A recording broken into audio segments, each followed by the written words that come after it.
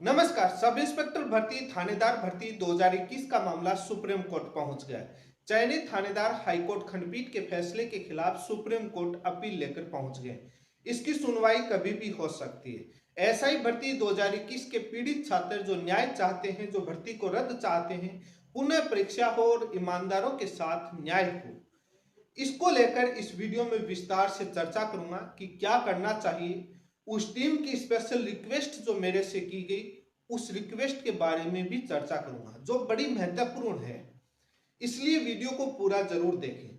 लेकिन कल राजस्थान के एक वरिष्ठ पत्रकार ने आरपीएससी चेयरमैन को लेकर और सब इंस्पेक्टर भर्ती 2025 को लेकर जो एक जानकारी शेयर करी, वो बड़ी हैरान करने वाली है। उसके बाद से सोशल मीडिया पर आरपीएससी को कटघरे में खड़ा किया जा रहा है। आरपीएससी की कार्यशैली पर सवाल खड़े किए जा रहे हैं और सवालों में घेरा जा रहा है। सोशल मीडिया पर काफी कुछ लिखा जा रहा है।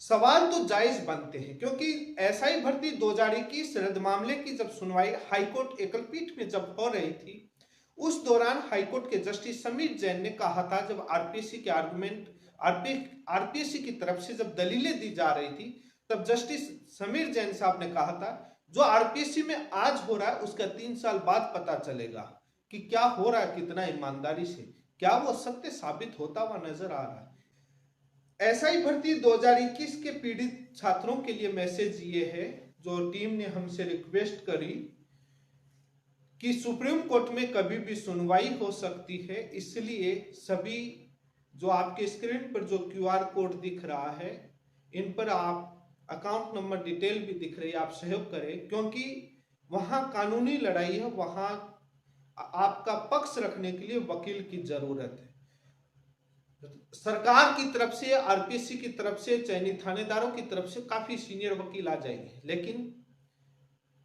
जो 2021 के न्याय चाहते हैं और 2021 की परीक्षा पूरी हो, दोबारा हो और न्याय मिले, तो आपको भी सीनियर वकील उतारना पड़ेगा। सीनियर वकील पर पैरवी के पैसा लेता है, और आप चाहते हैं कि पहले ही दिन सुप्रीम कोर्ट में उनकी याचिका रद्द हो। वो तब होगी जब आपकी तरफ से प्रभावशाली तरीके से कोई सीनियर एडवोकेट आर्गुमेंट करेगा और पहले दिन ही खारिज हो। इसके लिए आपको पूरी ताकत लगानी पड़ेगी, इसलिए आप सहयोग करें। उस टीम ने मेरे से रिक्वेस्ट किया कि सर, आपके काफी लोग जुड़े हुए हैं और आप उनसे निवेदन कीजिए हमारी तरफ से कि वो हमारी इस न्याय की लड़ाई में सहयोग करें, ताकि हम मजबूत टीम लीगल सुप्रीम कोर्ट में उतार सकें और हम हमारी लड़ाई, हमको न्याय मिले और सुप्रीम कोर्ट में लीगली रूप से हम मजबूती से पैरवी कर सकें। इसलिए आपसे रिक्वेस्ट है, सभी लोग अपने विवेक, अपने दिमाग को यूज लेते हुए, स्वतंत्र होते हुए, विचार करते हुए, सोचते हुए इस न्याय की लड़ाई में अपना योगदान दें, और ताकि उनको, आपको न्याय मिले, राजस्थान को ईमानदार थानेदार मिले। और उनकी जो रिक्वेस्ट थी, सभी के पास इस वीडियो को जरूर शेयर करना। ये बहुत ही गंभीर मामला है और आप सभी सुप्रीम कोर्ट के उस अपनी आहुति के अंदर, उस न्याय की आहुति के अंदर योगदान जरूर दें, ताकि 2021 2025, क्योंकि वहां मामला जाएगा सुप्रीम कोर्ट में, पूरा जाएगा 2021 का भी, 2025 के वो 2,21,000 का भी जाएगा, वो तो पूरी याचिका वहां जाएगी। तो जो 2,21,000 अभ्यर्थी हैं 2025 की परीक्षा में नहीं बैठाया, उसके लिए अलग चरण करवाई या बाद में दोबारा से पूरी परीक्षा करवाई, ये भी सुप्रीम कोर्ट से तय होगा बाद में, यदि पूरी अपील जाती है। तो सभी लोग इस योगदान में सहयोग करें। और कल राजस्थान के वरिष्ठ पत्रकार ने ट्विटर एक्स प्लेटफॉर्म पर जो जानकारी शेयर करी, आरपीएससी के वर्तमान अध्यक्ष यूआर साहू के बेटे एसआई भर्ती 2025 की परीक्षा दी है। इसमें क्या हैरान करने वाली, आप भी सोच रहे होंगे। कोई भी दे सकता है, अधिकार है, बात सही है, नौकरी चाहिए, परीक्षा देने वाला परीक्षार्थी का अधिकार है। इसलिए यूआर साहू जी ने, चेयरमैन साहब ने, परीक्षा की पूरी जिम्मेदारी दूसरे सदस्य को दी गई, ताकि स्वयं अलग हटे, नैतिकता के नाते भर्ती प्रक्रिया पारदर्शिता से हो, कोई आरोप नहीं लगे। ये बात सही है, लेकिन सवाल ये खड़े हो रहे हैं, जो सोशल मीडिया पर भी काफी सवाल आरपीएससी की कार्यशैली को लेकर और कई सवाल खड़े हो रहे हैं, कि आरपीएससी के चेयरमैन श्रीमान UR साहू जी ने जो परीक्षा की जिम्मेदारी सीनियर सदस्यों को ना देकर एक उस जूनियर सदस्य को दी गई, जिसको लेकर सवाल खड़े हो रहे हैं। एक पूर्व आईपीएस को, एक पूर्व आईपीएस पर इतना भरोसा क्यों? बाकी सीनियर सदस्यों पर क्या भरोसा नहीं था? पता नहीं, आरपीएससी के चेयरमैन की तरफ से इस पर कोई स्पष्टीकरण आएगा तभी पता चलेगा, क्योंकि आरपीएससी के अन्य वरिष्ठ सदस्य थे, उनको नहीं दी गई जिम्मेदारी, यानी भरोसा नहीं जताया गया। कुछ भी कारण रहे होंगे, वो तो आरपीएससी के चेयरमैन साहब जाने। लेकिन आरपीएससी के एक सदस्य हेमंत प्रियदर्शी, जो पूर्व आईपीएस रह चुके हैं राजस्थान में, और शायद आई थिंक जो वेबसाइट पर जो जानकारी आपके स्क्रीन पर है, साइबर सेल के उसके डीजीपी भी रह चुके हैं। तो एक पूर्व आईपीएस को एक पूर्व आईपीएस पर ही भरोसा, ऐसा क्यों? क्या बाकी सदस्यों पर भरोसा नहीं था? नियम तो यह होता है कि सीनियर सदस्यों को जानकारी मिलती है। यदि आरपीएससी का अध्यक्ष की सीट भी खाली होती है तो सीनियर सदस्य को उसको कार्यकारी अध्यक्ष बनाया जाता है, सीनियर को जिम्मेदारी मिलती है। लेकिन उस सीमा को, उन नियमों को लांघते हुए एक ऐसे सदस्य पर भरोसा जताया गया जिसको लेकर सवाल खड़े हो रहे हैं कि सीनियर सदस्य को क्यों जानकारी नहीं दी गई। ये तो सवाल ठीक है, वाजिब बनता है, लेकिन सवाल सोशल मीडिया पर आरपीएससी की कार्यशैली को लेकर खड़े हो रहे हैं। एसआई भर्ती 2025 में, एसआई भर्ती 2021 के वो पीड़ित छात्र जो ओवर एज हो चुके, उनके हक में सुप्रीम कोर्ट ने पहले दिन एक आदेश दिया और कहा कि सभी को शामिल करके उनकी परीक्षा दिलवाई जाए।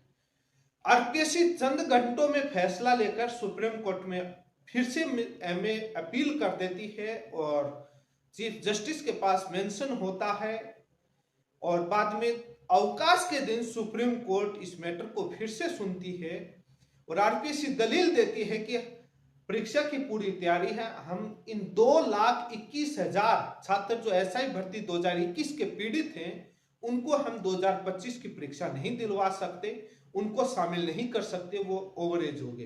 पेपर आरपीएससी ने बेचा, आरपीएससी के सदस्यों ने खेला किया, लेकिन बोला कि हम न्याय नहीं कर पाएंगे, इनको पेपर नहीं दिलवा पाएंगे।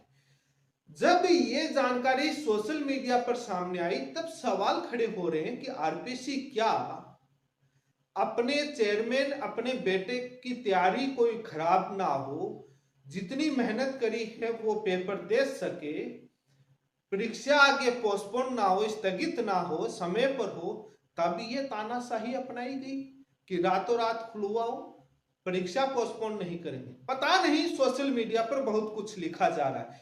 जो घटनाक्रम आरपीएससी ने जो किया उसको लेकर कार्यशैली खड़ा हो रहा है, कार्यशैली पर सवाल खड़ा हो रहा है जब ये सामने आया कि आरपीएससी चेयरमैन के बेटे ने परीक्षा दी। क्योंकि हाईकोर्ट खंडपीठ ने भी पहले दिन वही फैसला दिया कि ओवर एज सभी को शामिल करो और एसआई भर्ती एज रिलैक्सेशन ग्रांट करी थी, अलाउ किया था, लेकिन आरपीएससी परीक्षा नहीं रोकता है। हाईकोर्ट, सुप्रीम कोर्ट देता है, दूसरे दिन अपना आदेश पलट देता है, लेकिन हाईकोर्ट उसके बाद अपना आदेश दे देता है। और सुप्रीम कोर्ट का अंतरिम आदेश तब तक ही वैलिड था जब तक हाईकोर्ट अपना फाइनल फैसला नहीं दे देता। लेकिन आरपीएससी तानाशाही तरीके से 2,21,000 छात्रों के न्याय को कुचल कर परीक्षा करवा देता है। सवाल तो इसलिए खड़ा होगा, कार्यशैली पर सवाल खड़े होंगे, संदेह की घेरी में आएंगे कि एक पूर्व आईपीएस को एक पूर्व आईपीएस पर ही भरोसा, बाकी पर नहीं। क्यों नहीं, पता नहीं, हो सकता है कुछ भी कारण रहा होगा, सवाल तो खड़े होंगे। उन 2,21,000 छात्रों का अन्याय क्यों कुचला गया? क्या चेयरमैन अपने बेटे की परीक्षा समय पर दिलवा सके, या बाद में उन 7 लाख छात्रों के हित पर कि उनकी तैयारी की हुई है, आगे नहीं जाए, परीक्षा समय पर हो, उन्होंने मेहनत करी है, कुछ भी कारण हो, आरपीएससी तो जब भी पब्लिक डोमेन में बयान देगी ये कहेगी हमने 7 लाख के, क्योंकि 2021 में यही कहते आए थे कोई पेपर लीक नहीं हुआ, कौन कह रहा है, सब कोचिंग वालों का खेल है। जब सामने आया माजरा तब पता चला। रामूराम रायका कौन था? आरपीएससी का सदस्य 2021 में, उसके भी बेटे बेटी ने परीक्षा दी और परीक्षा की जिम्मेदारी तो रामूराम रायका के पास थी नहीं, जानकारी तो दूसरे सदस्य के पास थी। पेपर सेटिंग की जो बाबूलाल कटारा के पेपर लीक, तो तब बाबूलाल कटारा से रामूराम रायका के पास भी चला गया। अब पता नहीं इसके अंदर है या नहीं।